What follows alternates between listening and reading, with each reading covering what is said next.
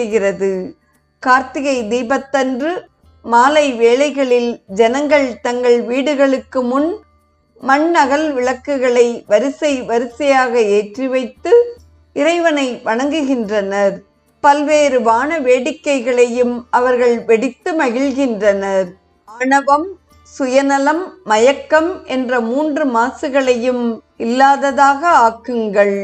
சிவஞானம் அல்லது ஆத்ம ஞானம் என்னும் தீயில் மனம், புலன்கள், ஆசை ஆகியவற்றை பொசுக்குங்கள்.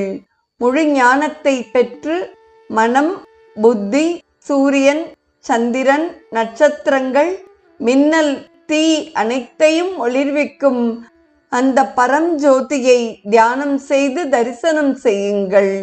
இதுதான் உண்மையான கார்த்திகை தீபம். பரஞ்சோதி உங்கள் அனைவரையும் ஒளிர்விக்கட்டும்.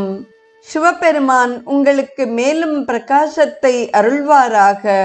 இந்த பேரொளியில் நீங்கள் கலந்து அழிவில்லா இன்பம் மற்றும் அமரத்துவத்தை அடைவீர்களாக என்று கார்த்திகை பெருவிழா குறித்த தமது